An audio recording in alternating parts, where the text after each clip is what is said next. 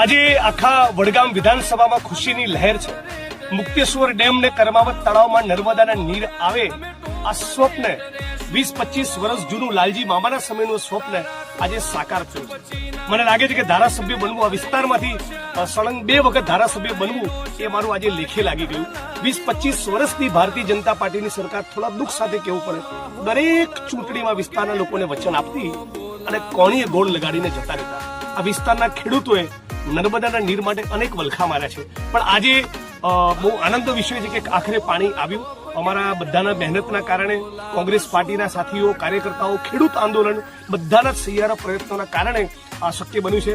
હું તમારી સાથે શેર કરવા માંગુ છું કે વિધાનસભાના મંચ ઉપર જો હું ભૂલ નથી કરતો, કદાચ પહેલી વખત કર્માવતના મુક્તેશ્વરની રજૂઆત મારા દ્વારા થઈ હતી અને એકથી વધારે વખત મુક્તેશ્વરને કર્માવતની રજૂઆત કરી હતી. માનનીય મુખ્યમંત્રી ભૂપેન્દ્રભાઈ હોય, એ વખતના ચીફ